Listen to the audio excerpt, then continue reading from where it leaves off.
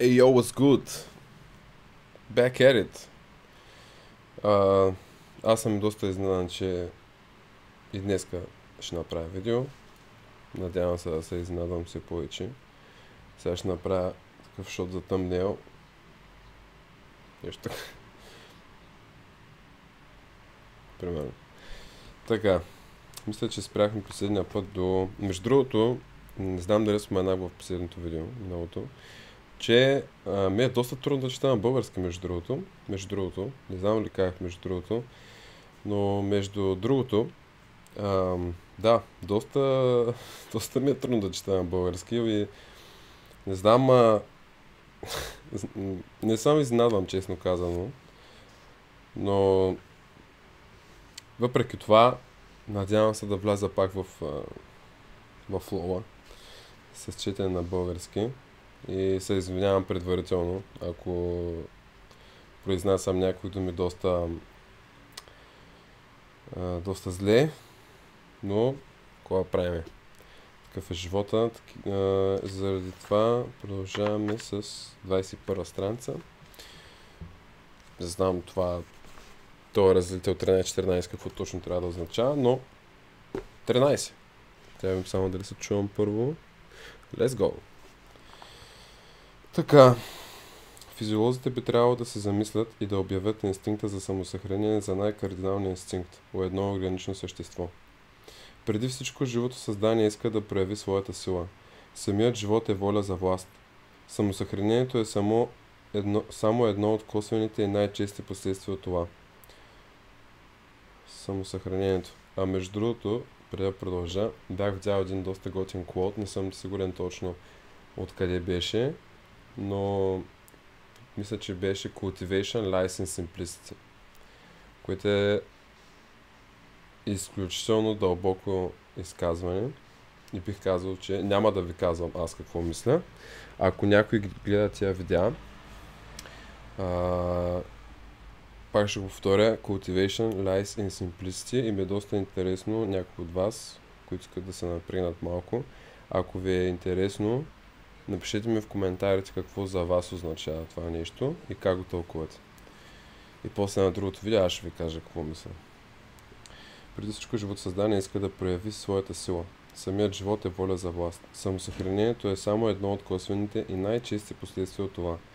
Накратко, в този случай, както и въобще, трябва да се пазим от излишни телеологични принципи, какъвто е инстинктът за самосъхранение. Дължим го на непоследователността на Спиноза. Така именно повелява методът, който в основата си трябва да представлява икономичност на принципите. Може би сега в 5-6 глави се промъква мисълта, че физиката е само тълкуване и подреждане на света, според нашата мярка, ако ми разрешите израза, а не обяснение на света.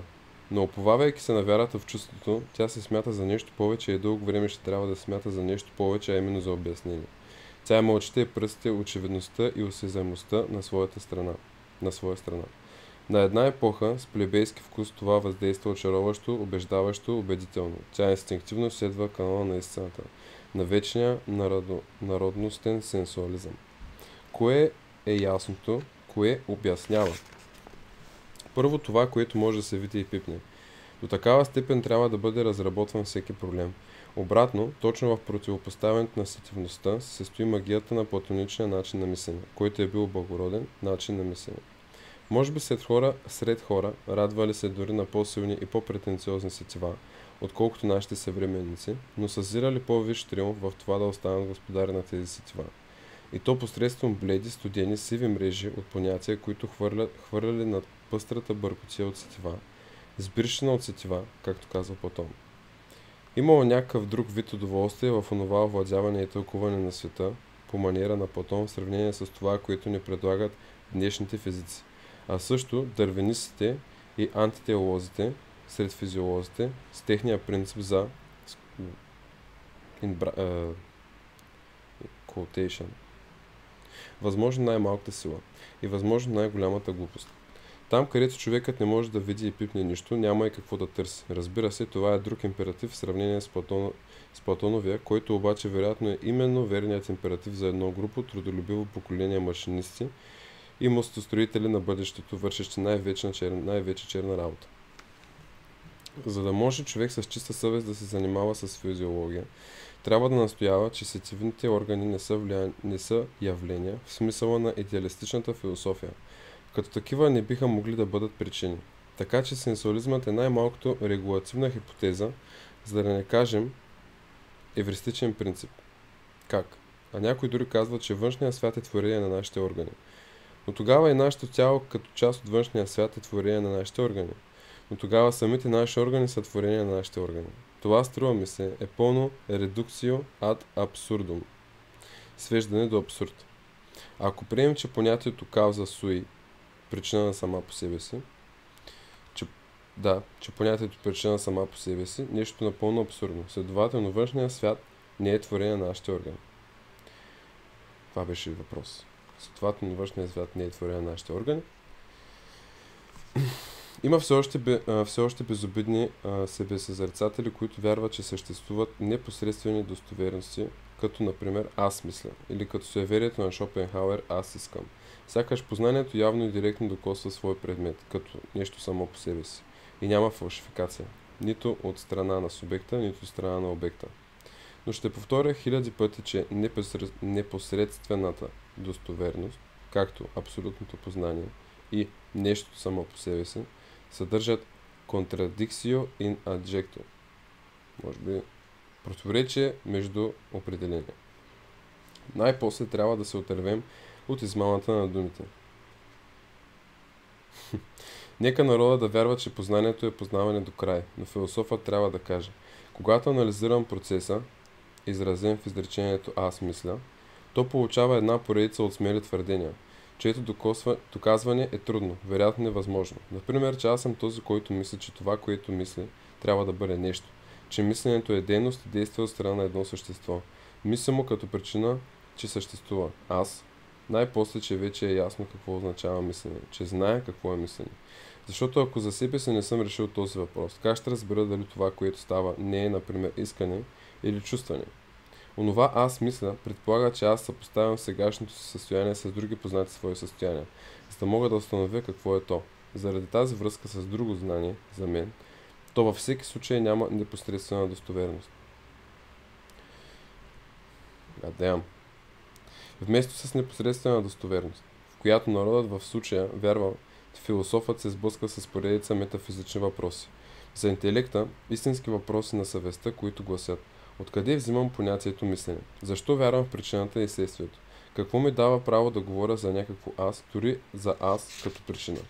А накрая и за аз като причина за мисълта. Който тръзне веднага да отговори на тези метафизични въпроси, позовавайки се на своего,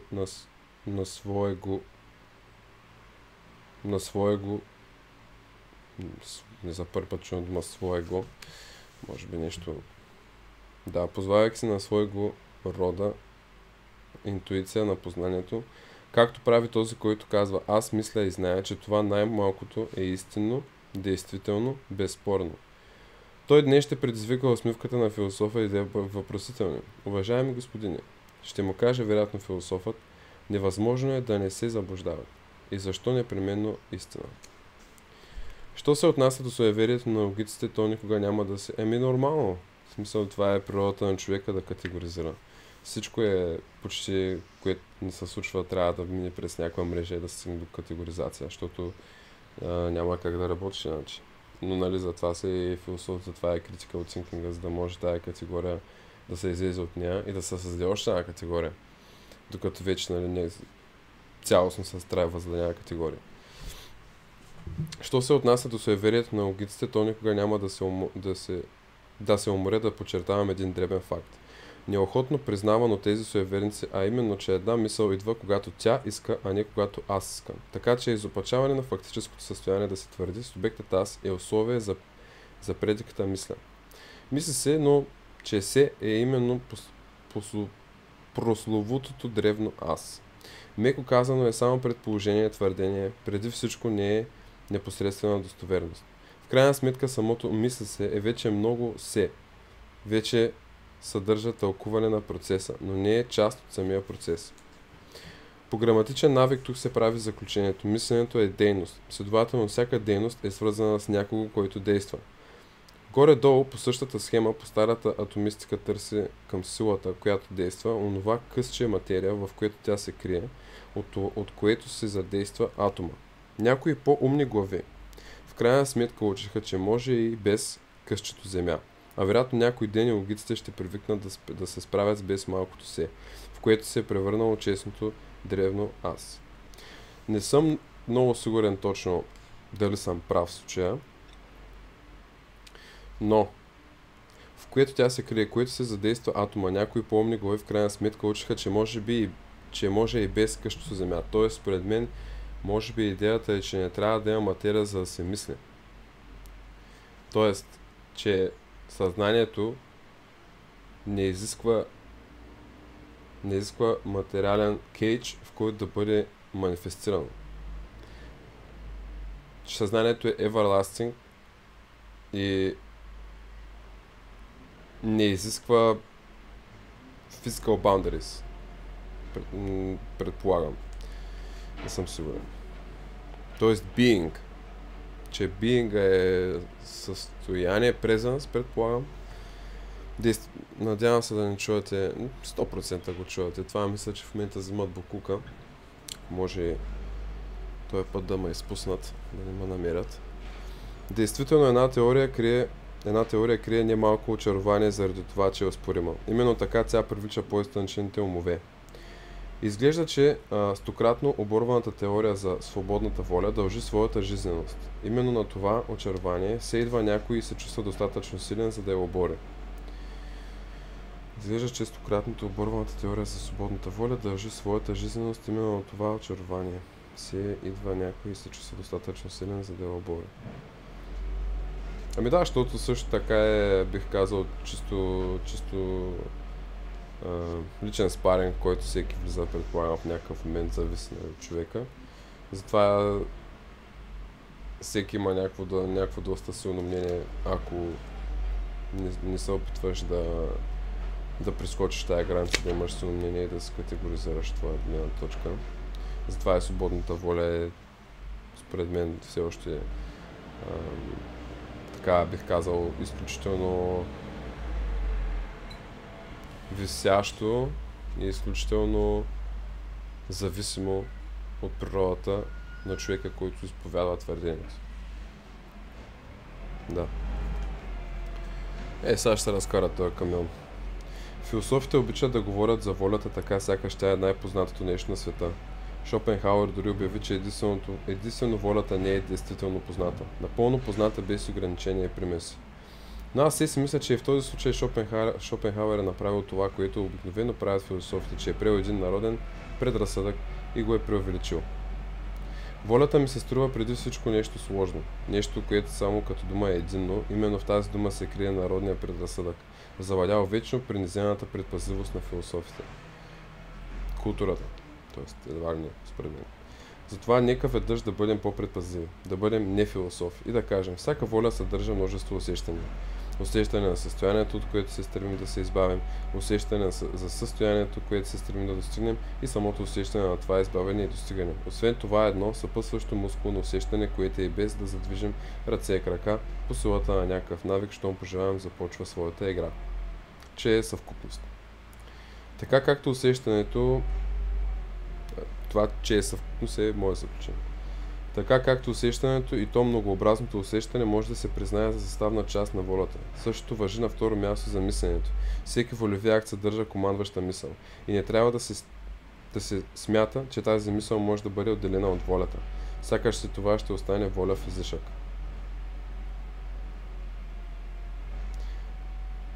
Всеки волеви факт съдържа командваща мисъл. Така. И не трябва да се смята, че тази мисъл може да бъде отделена от волята. Сякаш си това ще остане воля в излишък. Да, все едно е някаква неизчерпателна... Как ти идват такива неща в главата? Unemployed. Глупости говоря.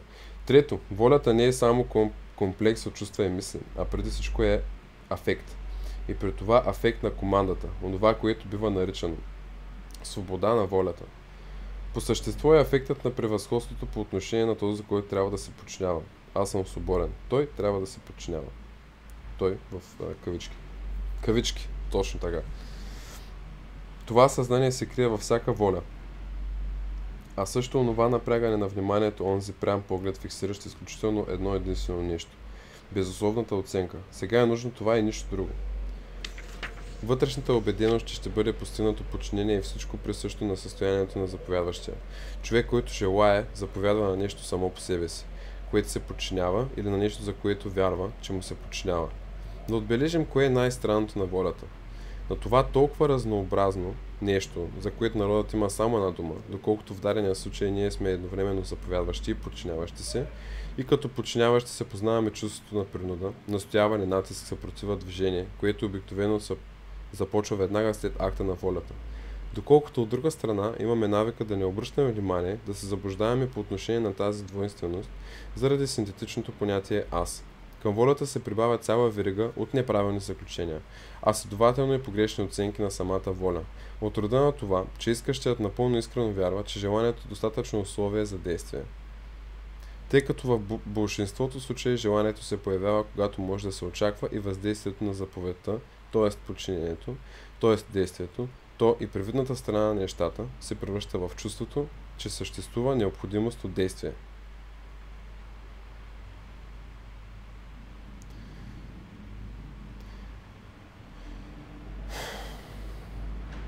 Много добра сумаризация, пак ще го прочета. Тъй като в большинството случаи чакай. Така. Тъй като в большинството случаи желанието се появява, когато може да се очаква и въздействието на заповедта, т.е. подчинението, т.е. действието, то и привидната страна на нещата, се превръща в чувството, че съществува необходимост от действие. И така желаещият вярва с доста висока степен на сигурност, че волята и действието по някакъв начин са едно и също нещо. Той приписва на самата воля успеха, осъществяването на волята и при това се радва на засилването на това чувство за власт, което носи със себе си всеки успех. Свобода на волята – това е определение за многократно състояние на удоволствие у желаещия, който заповядва и същевременно се идентифицира с изпълняващия заповедта, който като такъв заедно с него се радва на триумфа над препятствията. Но тайно си мисли, че самата негова воля преодолява препятствията. Желаещият добавя по този начин към своето чувство на удоволствие, като заповядващ чувството на удоволствие на подчиняващите се, успешно действащи инструменти. На услужливите подволи или поддуши, нашето тяло е само обществена постройка от много души. Лефет сест муа, предполагам. Действието, това съм аз. Тук става това, което се случва във всяка добре изградена щастлива общност, а именно, че управляващата класа се идентифицира с успехите на общността. При всяко желание става въпрос просто за заповядване и подчинение на базата. Както казахме, на обществената постройка от много души, поради което философът следва да има право да разглежда желанието в сферата на морала. Морала разбирам по-точно като учение за отношенията на властващите, след които се създава феноменът живот.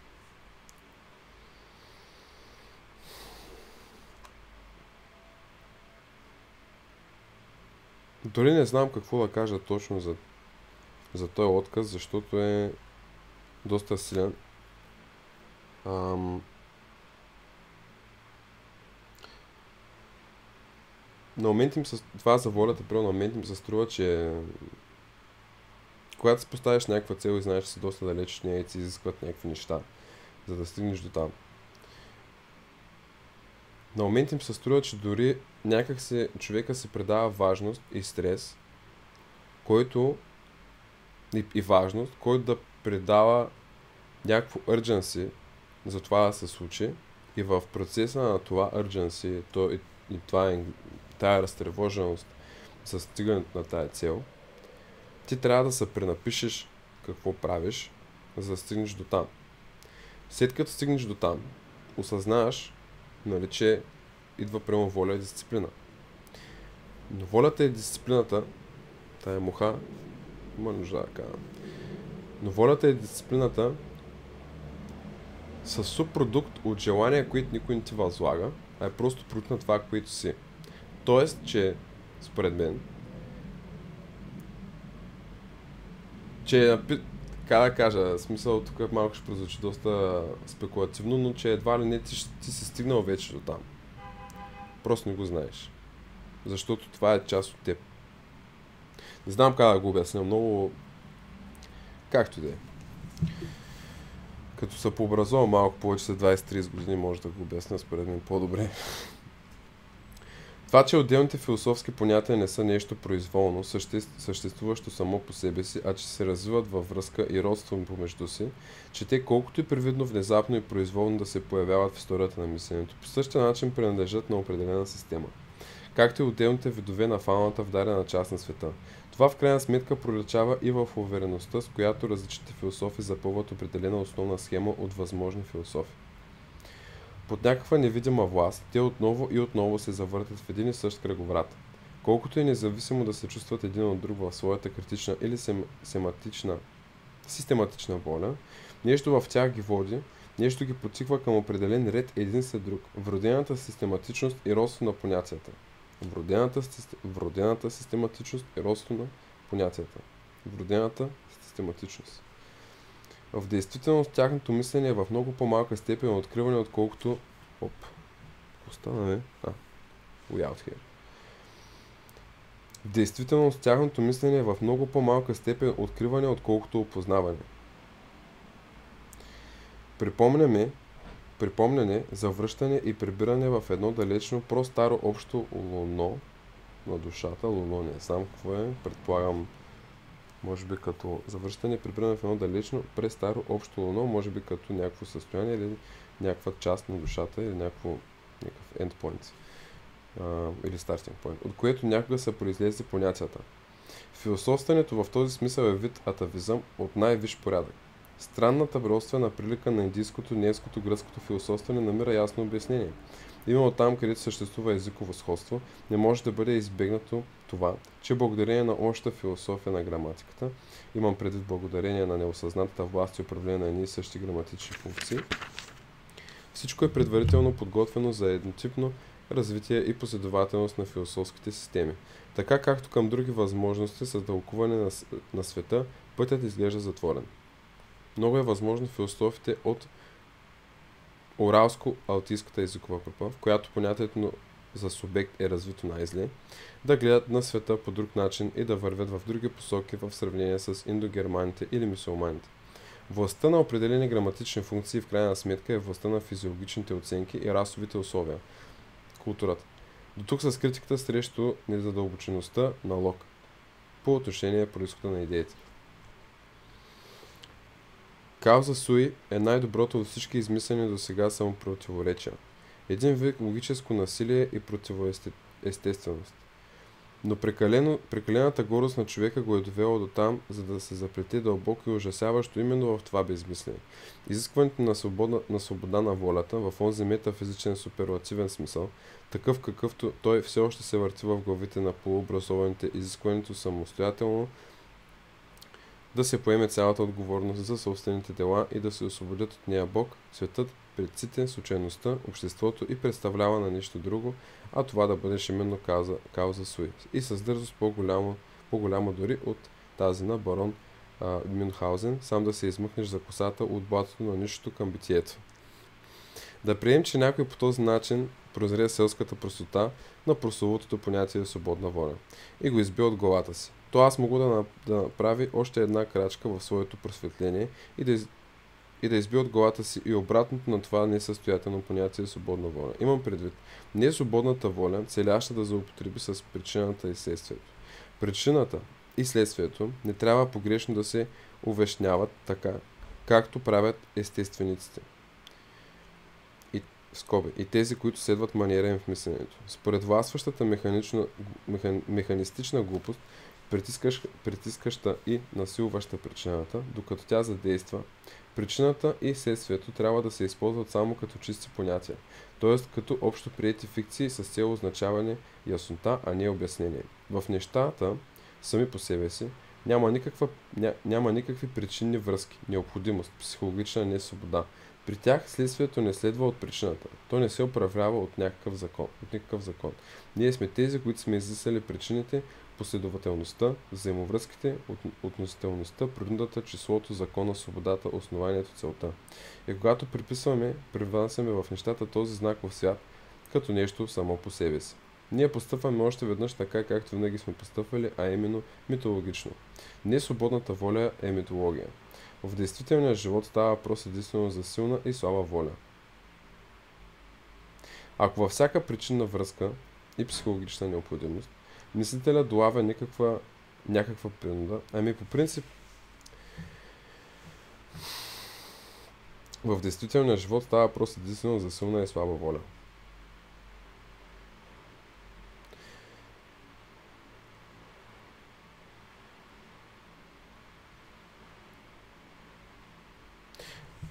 Ако това е така, според мен, означава, че човек сам е цар на действията си. Тоест, че не е, за да се, според мен, нали, може би тук малко, може би издръпнявам, но действително живот става просто за силна и слаба воля. Да, всъщност може и така да се нарече, зависи от мотивацията. Ако мотивацията ти е първо да направиш нещо и се самозаблудиш, че това е нещо, което ти трябва или искаш, но нямаш достатъчно воля да го направиш, означава, че не го искаш достатъчно. Това означава, че не си осъзнал всъщност дали е за теб, колко го искаш и дали не е някакъв вик за external gratification, някакъв external source на хормон, който да ти доставя. Защото ако да кажем, че опира до силна и слаба воля, това означава, че всяко дърво, което е един човек и неговите решения, които си взима, не взаимодейства с това какви решения е взел човека до него.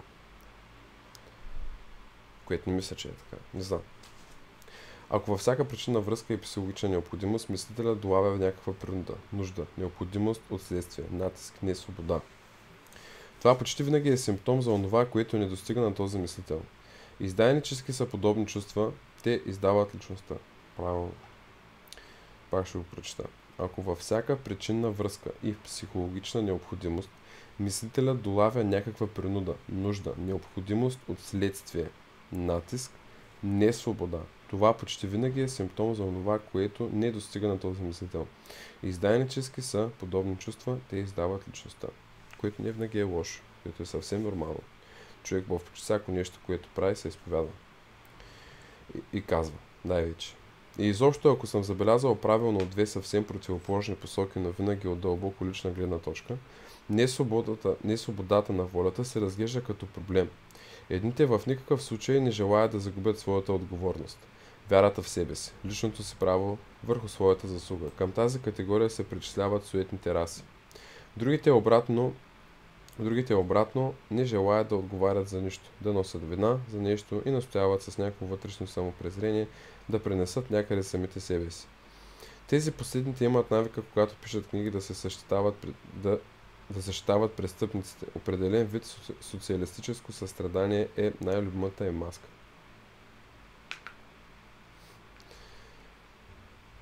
Това ще го прочета пак, защото е доста интересно. И изобщо, ако съм забелязал правилно, от две съвсем противоположни посоки, но винаги от дълбоко лична гледна точка, не свободата на волята се разглежда като проблем. Едните в никакъв случай не желаят да загубят своята отговорност, вярата в себе си, личното си право върху своята заслуга. Към тази категория се причисляват суетните раси. Другите обратно не желаят да отговарят за нищо, да носят вина за нещо и настояват с някакво вътрешно самопрезрение да пренесат някъде самите себе си. Тези последните имат навика, когато пишат книги, да се защитават и престъпниците. Определен вид социалистическо състрадание, най-любимата е маска. Имам чувство, че говоря за мен в момента, честно казано. Не знам. Доста... В действителност, фатализмът на слабоволните се разкрасява невероятно, когато успява да се представи за La Religion de la Souffrance Humaine, религията на човешкото страдание. Това е неговият добър вкус. Да ми бъде простено като на стар философ, който не може да се освободи от лошия навик да заклеймява противните трикове на интерпретацията. Но онази закономерност на природата, за която вие физиците гордо говорите, съществува единствено благодарение на вашето тълкуване и слаба филология, тя не е факт, не е текст, а по-скоро наивно хуманитарна подигравка и извращение на смисъла, с който напълно задоволявате демократичните инстинкти на съвременната душа. Навсякъде равенство пред закона, в отношение природата не е по-различна и по-добра от вас. Добре, че това е в кавичка, но не съм сигурен откъде. Навсякъде равенство пред закона. В това отношение природата не е по-различна и по-добра от вас. По-добра от нас. Не знам, ако знаех, че той го казва това нещо, ще го коментирам, обаче не знам защо е в кавички и не знам откъде идва. Една благородна задна мисъл, в която е прикрита още веднъж грубата враждебност към всичко привилегировано и самовластно и същевременно един втори и по-изтънчен атеизъм. Ни Деу, ни Мейтр. Нито Бог, нито Господар. Така искате и вие и за това призовавате да живее природният закон. Нали? Но както казах, това е интерпретация, а не текст. И би могъл да дойде някой, който с противоположно намерение и умение за интерпретация да се умее да съзре в същата природа и с оглед на същите явления тиранично, безогледното и неумолимо налагане на властнически претенции интерпретатор, който да ви представи по такъв начин абсолютността и безусловността на всяка воля за власт, че почти всяка дума и самата дума тирания да изглежда като непригодна или дори като отслабваща и смягчаваща метафора. Твърде човешка метафора. И който най-накрая да завърши със същото твърдение за света, каквото е вашето, а именно, че той има необходимо и предвидимо развитие. Но не защото в него властват закони, а защото абсолютно липсват закони и всяка власт във всеки момент прави своето последно заключение. Да приемем, че и това е интерпретация и вие ще бъдете достатъчно усърдни да я оборите. Толкова по-добре. Цялата психология до сега е останала на нивото на морални предразсъдъци и страхове, но се е опитала да навлезе в по-дълбоко, да се схване това като морфология и учение на развитието на волята за власт. Както още правя аз, подобно нещо на никого не е минало през ума, доколкото в написаното до сега е позволено да се разпознава симптомът на онова, което до сега е било премълчавано. Силата на моралните предразсъдъци е проникнала дълбоко в най-духовния и изглежда най-студения и най-безусловния свят. И както се разбира от само себе си, повредящ, препятстващ, заслепяващ, изопачаващ начин. Истинската физиопсихология трябва да се бори с несъзнателните противодействия на сърцето на изследователя. Нейн враг е сърцето. Дори учението за взаимната обезусловност на добрите и лошите инстинкти, като по-изтънчена безнравенство, натежава и дотяга на все пак силната и безстрастна съвест. Но да предположим, че някой възприема афектите омраза, завист, алчност, властолюбие като жизненно важни афекти, като нещо, което трябва да съществува принципно и задължително в общото развитие на живот, следователно като нещо, което трябва да се прогресира. Щом като и живота трябва да се прогресира, такъв човек страда от ориентацията на оценката си като от морска болест. Но и подобна хипотеза не е най-неприятната и най-неприемливата в тази ужасна, почти още нова област на опасните прозрения. В действителност има безбройно много основания, всеки да остане далеч от нея, който може. От друга страна, ако някой е стигнал с кораба си до тук, е смело да стисне здраво зъби, да отвори очи, ръката здраво на кормилото. Пресичаме направо през морала. При това може би ще прегазим, ще премачкаме остатъка на собствената си моралност, след като дръзваме пътят ни да мине оттам. Но какво зависи от нас? За дръзки много интересно как е визуализирал реално този процес. Това в принцип е, ако не се лъжа, е много добър начин да разбереш един човек, нали, реално колкото би разбира материала. Аз не съм от тези хора, все още. Но очевидно, за да стигнеш до такава семпо интерпретация на толкова тежък материал, бих казал, че той е направил сигурно си жонглира с тези неща, щом успява по този начин да ги... И психологът, който е по този начин, принася жертва. Това не е sacrificio del intelletto, може би sacrifice of the intellect. Напротив, ще има най-малко право да изисква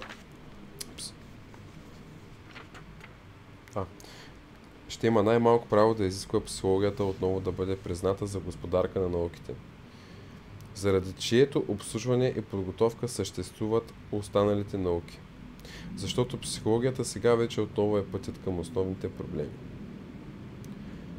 Сега започваме втора част. Има може би още... добре се движим между другото. Аз имам още около 20 минути. Така че може да започнем с втора част.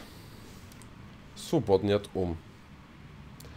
Тук ще има направо големи спаринги, ми се струва. Не помня нищо от тези неща, честно казано. Да, така. О Sancta Simplicitas. Превод няма отдолу, не знам какво означава. Simplicitas, Sancta, Спирам. В какъв странен примитивизъм и фалш живее човекът. Просто не можеш да се начудиш, забележиш ли веднъж този феномен. Колко светло и свободно, леко и просто сме направили всичко около себе си. Как сме успели да дадем на нашите сетива достъп до всичко повърхностно. На нашето мислене, божественото влечение към необуздане, скокове и погрешни заключения. Как сме могли от самото начало да съхраним невежеството си, за да се наслаждаваме на твърде непонятната свобода, безтежност, непредпазливост, смелост, безгрижност, живота и на самия живот. И именно върху този здрав гранитен фундамент от невежество е могла да се изгражда до сега науката, волята на знание, върху основата на една много по-силна воля. Волята за неяснота, за неизвестност, за неистина. Не като нейна противоположност, а като нейно усъвършенстване. Възможно е и езикът в този, както и в други случаи, да не може да излезе и да се измъкне от своята непохватност. Да говори за противоположност там, където има само градация и някои тънкости на степенуването. Възможно е присъщата търцовщина на морала, която сега е част от нашата непобедима плът и кръв, да изкривява думите в устата на нас, знаещите. Понякога разбираме това и за надмиването на желанието. Тъкмо най-добрата наука да ни прикове най-силно към този опростен, напълно изкуствен, съвършено измислен, съвършено подправен свят, над обстоятелството, че волю-неволю тя обича събудата, защото тя живота обича живота. Защото тя живата обича живота. След такова весело въведение... Да. Право... Гърми от щастие. След такова весело въведение нека не бъде подминато нещо сериозно. То е отправено към най-сериозните. Пранете се вие философия и приятели на познанието и се пазете от мъченичество. От страдание в името на истината. Дори в собствената си защита. Цялата ви съвест ще се лиши от невинност и изискан неутралитет.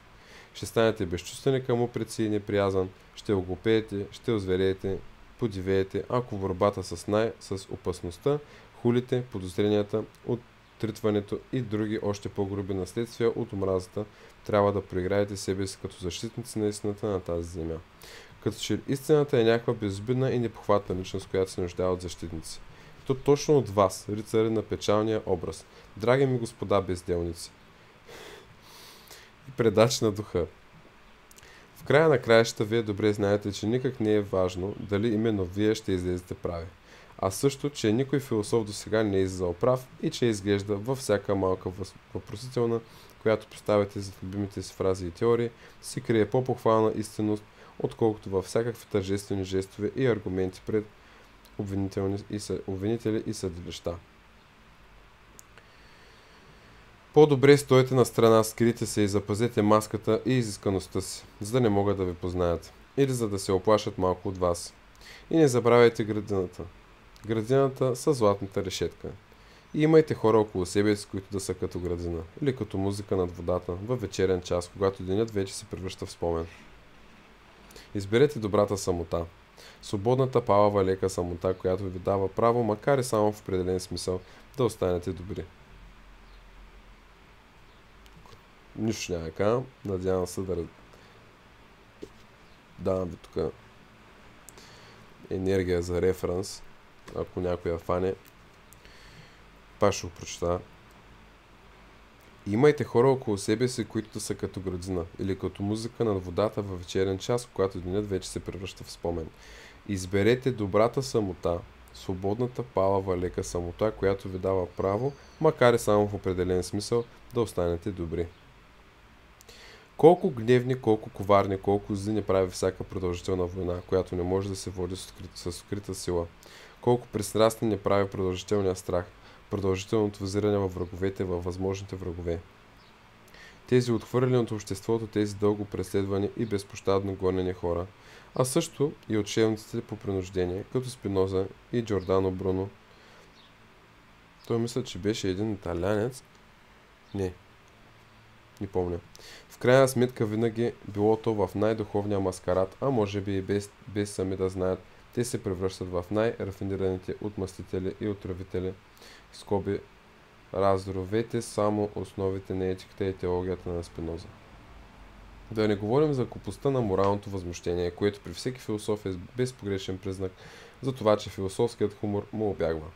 Мъченичеството на философа, неговото жертване в името на истината, изважда на показ скритите му качества на агитатор и актьор. Това ще го прочета. Мъченичеството на философа, неговото жертване в името на истината, изважда на показ скритите му качества на агитатор и актьор. И ако приемем, че досега е бил наблюдаван само с артистично любопитство, то по отношение на някой друг и друг философ е разбираемо опасното желание той да бъде видян и в процеса на неговото израждане. Изроден в мъченик, в кресло, от сцените и от трибуните.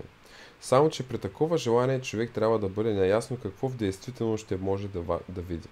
Само игра на сатир, само финален фарс, само непрекъснато доказателство за това, че всъщност дългата трагедия е свършила.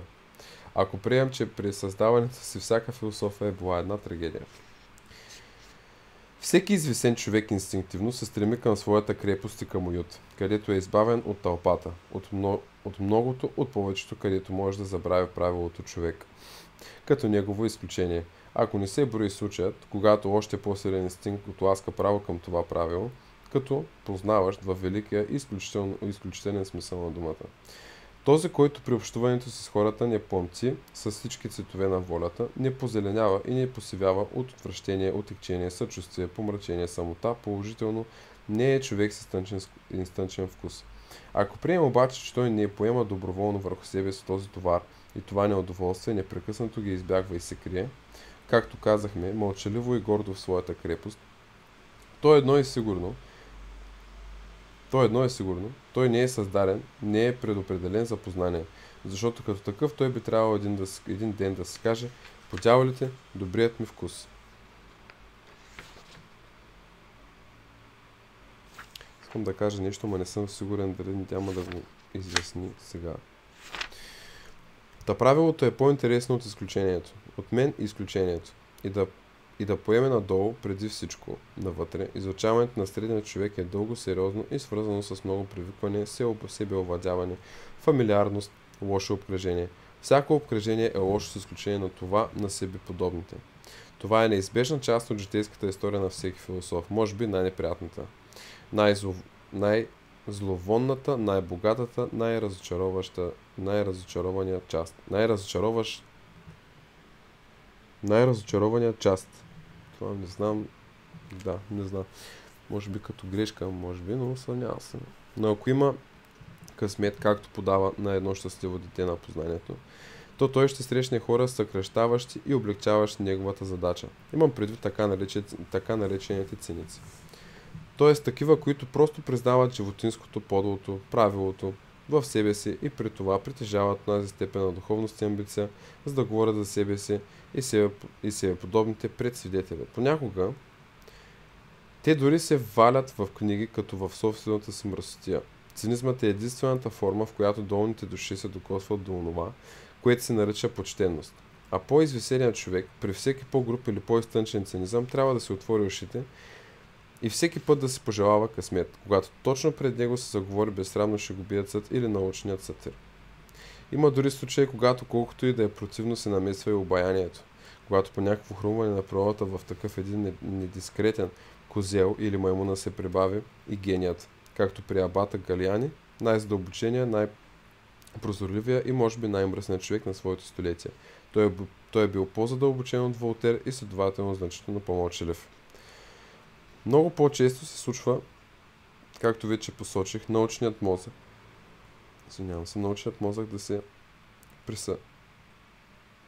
да е присъден на маймунско тяло. Възвишеният изключителен разум да е съчетан с пода душа.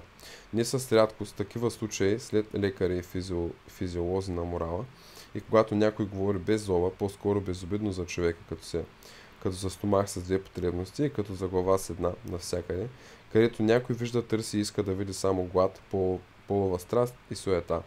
Като че ли това са същинските и единствените двигатели на човешките действия, казано накратко, където за човека се говори лошо, но съвсем незлобно.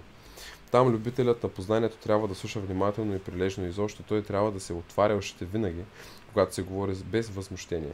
Защото възмутеният човек или всеки, който се разяжда и разкъсва сам от собствените си зъби или вместо себе си света или Бог или обществото, т.е. от клетката, в която се е влязла в главата, според мен, може би морално погледнато да стои по-високо от засмения и самодоволен сатир, но във всеки друг смисъл представлява по-незначителния, по-неутралния, по-непоучителния случай. А и никой не лъже повече от възмутение. Трудно е да бъдеш разбран, особено когато мислиш и живееш гангастрогаци.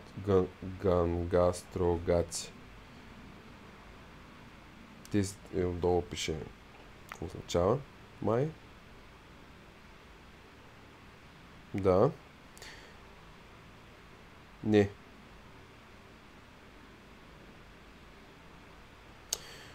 Има някакво значение, ще го прочита. Гангострогаци. Трудно е да бъдеш разбран, особено когато мислиш и живееш гангастрогаци. Сет хора, които мислят и живеят по друг начин, а именно курмагаци. Или в най-добрия случай според сила на жалата. Мандеи кагаци.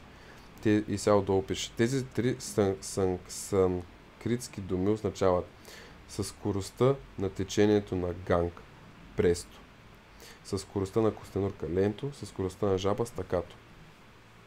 И трябва да бъдеш признателен от сърце за проявената добра воля при някои тънкости на интерпретацията. Що се отнася обаче до добрите приятели, които винаги не хаят и именно като приятели смятат, че имат право за леност, ще бъде добре предварително да им предоставиш широко поле за недоразумения. Така че трябва да се смееш или съвсем да се избавиш от тези добри приятели и пак да се смееш.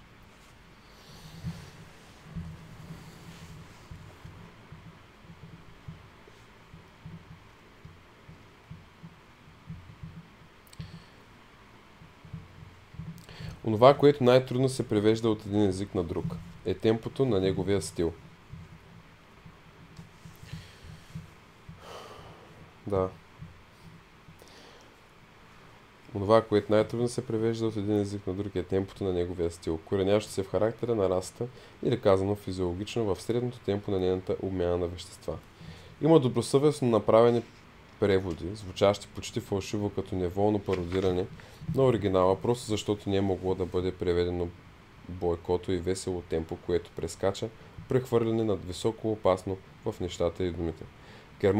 Германецът почти не е в състояние да постигне престо на своя език, а следователно, както лесно може да се заключи и много от забавните и дръзки нюанси, но свободната е волята и волна мисъл. Колкото буфът и сатирът са му чужди по душа и съвест, толкова Аристофан и Петрони са непреводими за него. Всичко сериозно, тежко, тържествено, тромаво, всички протяжни и скучни жанрове на стила при германците са развити в пребогато разнообразие. Да ми бъде простен фактът, че дори и прозата на Гьоте, с нейната смесица от скованост и изящество, не прави изключение като отражение на доброто старо време, към което принадлежи и като израз на немския вкус в периода, когато все още е имало немски вкус. Вкусът на Пококо in moribus et artibus в нравите и изкуствата. Лесинг прави изключение благодарение на артистичната си натура, която разбира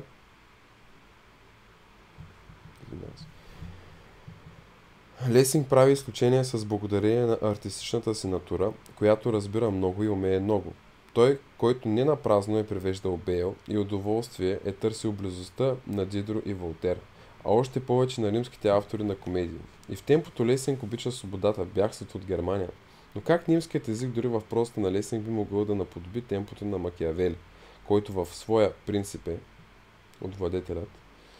Аз имам тая книга, между другото, една приятелка, може да я четем някой ден. Беше ми много странна за четене, честно казвам. Много така елианети се чувствах докъде чета. Струва ми се, че трябва да съм на някакъв...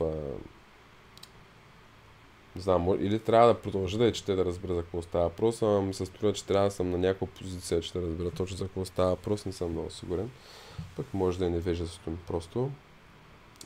Та-та-та.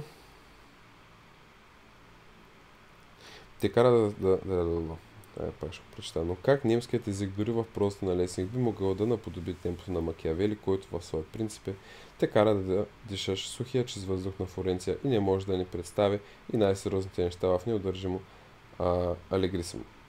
Вероятно не е без злостното артистично съзнание на това какъв контраст се позволява от една страна протяжни, тежки, сурови, опасни мисли от друга, темпото на галопа и на най-доброто, най-закачливото настроение.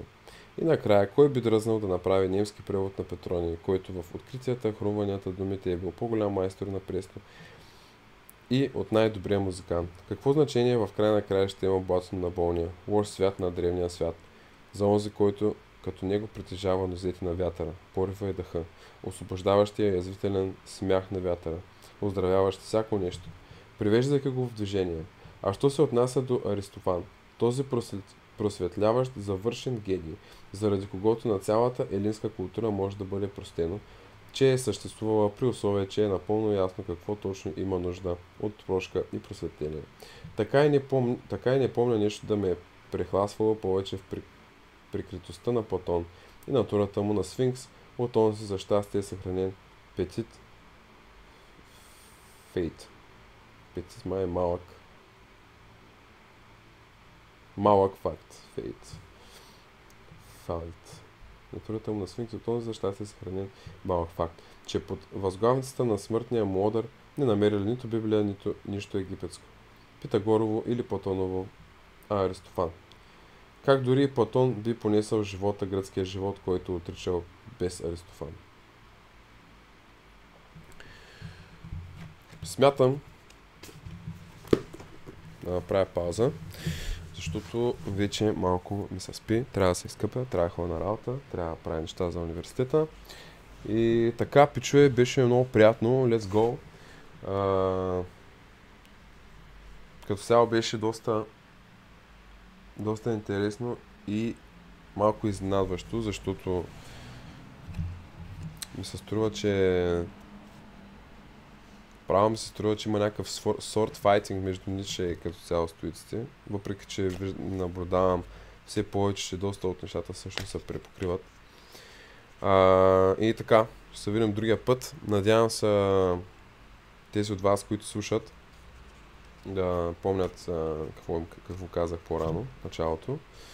И така, ще се чуем, пичове. Хубав живот, приятен ден на моите затворници на света. Ще се чуем.